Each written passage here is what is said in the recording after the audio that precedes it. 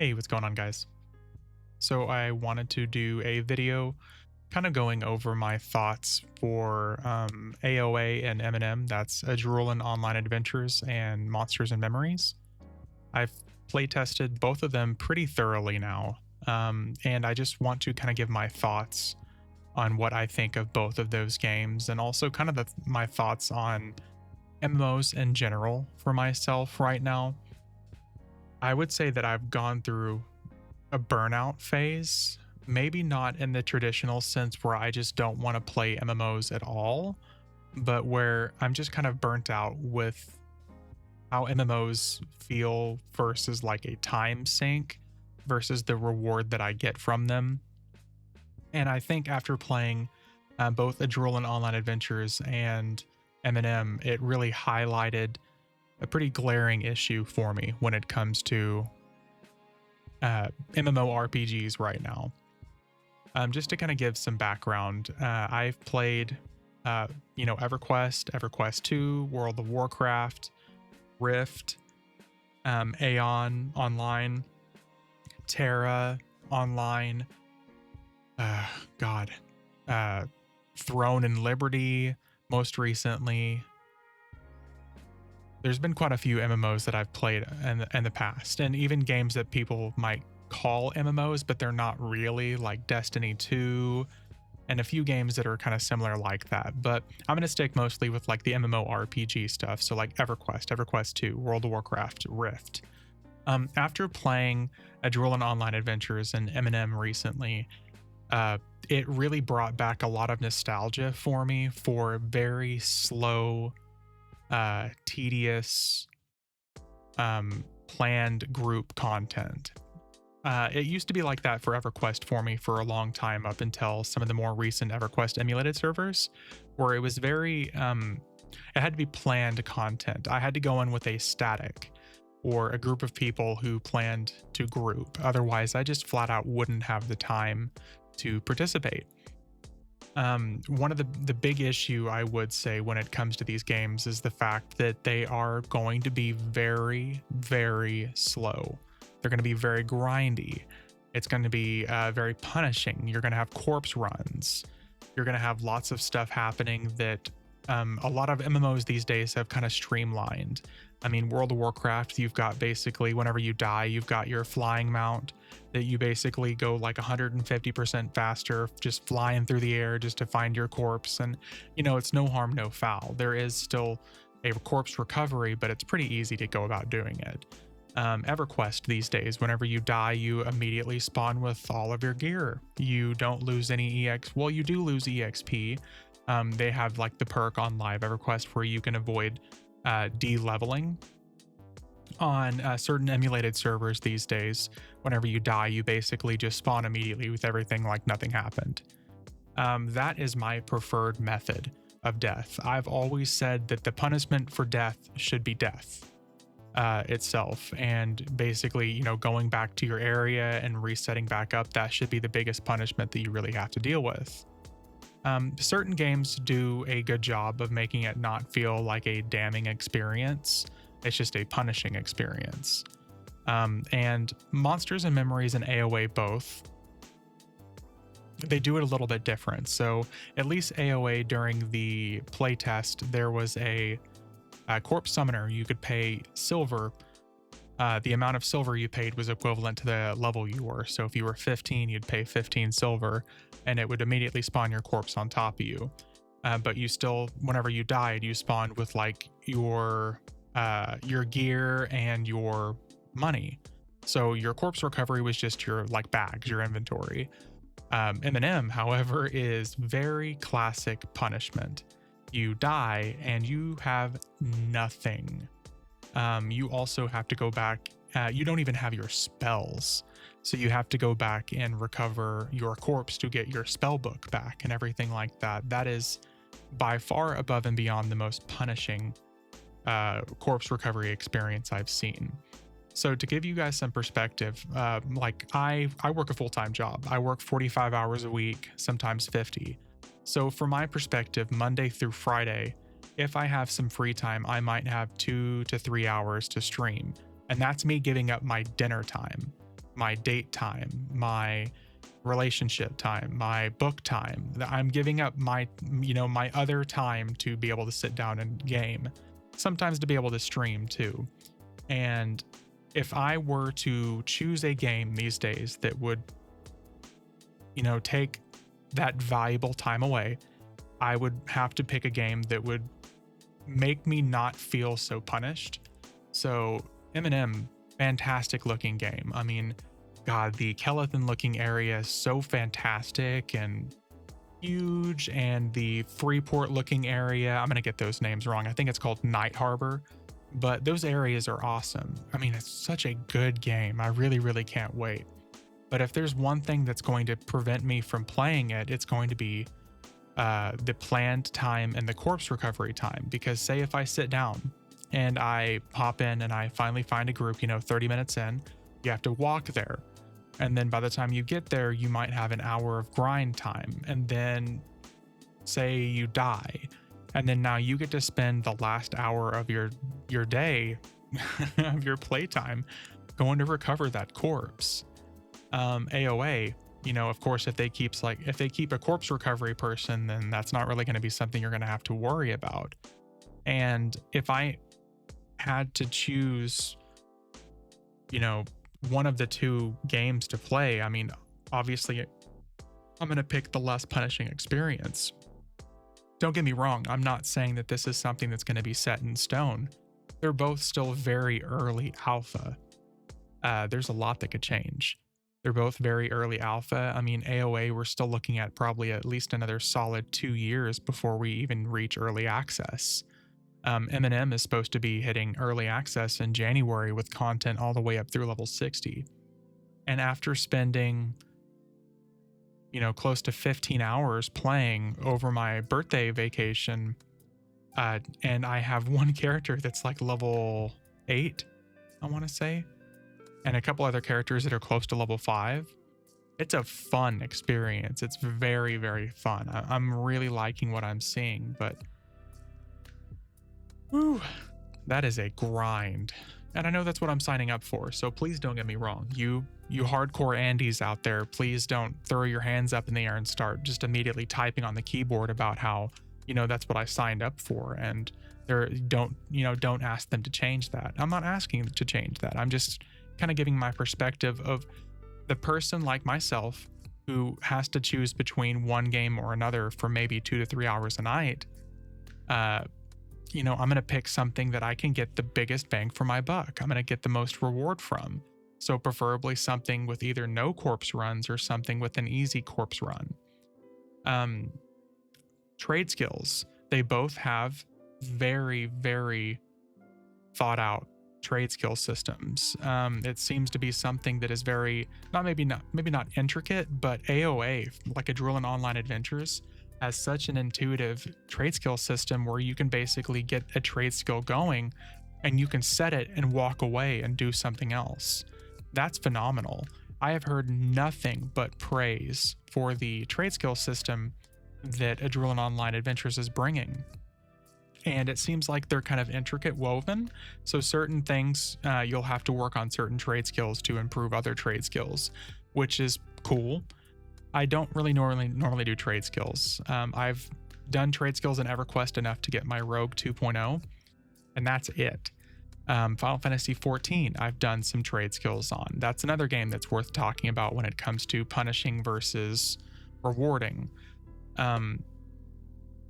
Jesus, I mean, AOA, I really can't say enough good things about everything I've heard for both the trade skill system and its combat system. It's very cool. It's a voxel-based system, so it seems like they can build content quicker than normal. It's also a really small man team. Same thing for M&M, from my understanding. It's a really small team. But Final Fantasy 14 and EverQuest are both, leaps and bounds ahead of the curve when it comes to punishing versus rewarding there, when it comes to corpse recovery, not to keep going back to that. Another thing I do want to talk about is, I know I've just mentioned Final Fantasy 14, but that's something I've had to really lean into recently when it came to like a time sink for me. because I can hop in and I can do solo player content, and I could do the story, and I can do all the dungeons and everything solo.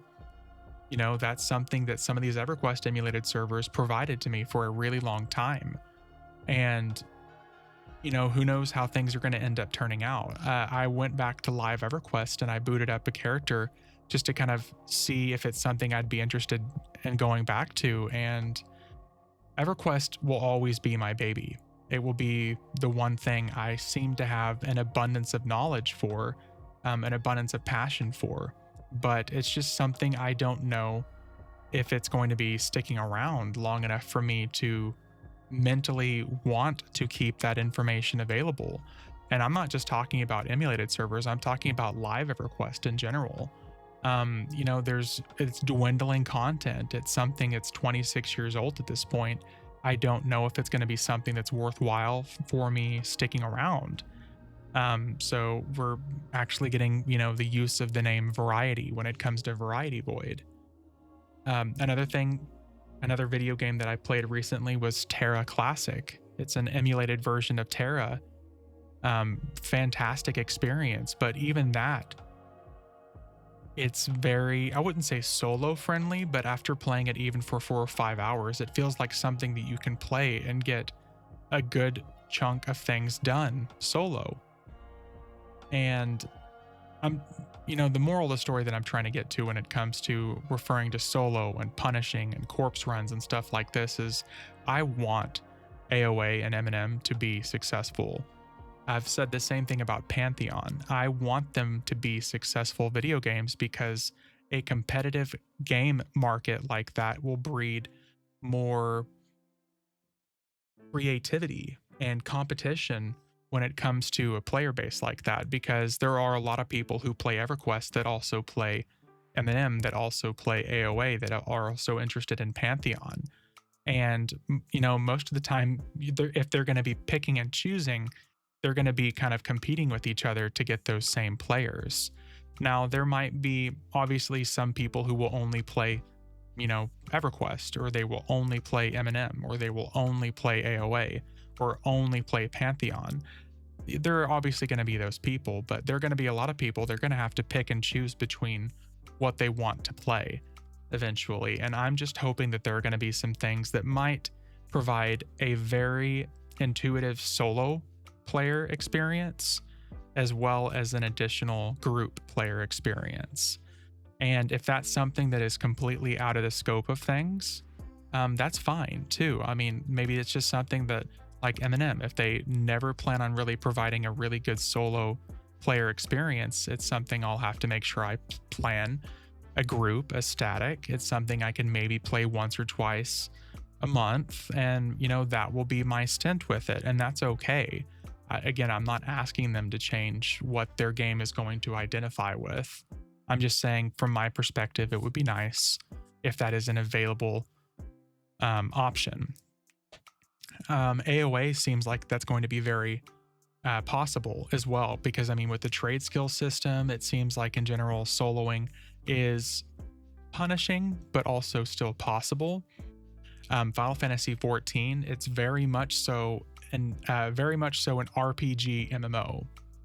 As in, you get your single player story, you can do all of the story solo, you can do pretty much all of the dungeons and the content solo, and then you have a side of multiplayer content. EverQuest, at this point, there is no way you can do it solo. Period. Point blank, period. You cannot do it solo. That's why, in general, I'm not planning on ever really doing live in-game EverQuest. If I'm ever doing EverQuest again, for those of you who've been watching the channel for more than a couple of years, a lot of my original EverQuest content was me going back and doing stuff 7, 8, 9 expansions ago and soloing it, and that was how I had fun. I would make a new character, I would deck him out in the, you know, twinkest gear possible. I would take him up to 75, take the gear off, delete it, and do another one. That's fun. That will pretty much always be fun. That's something I wouldn't mind spending my time doing.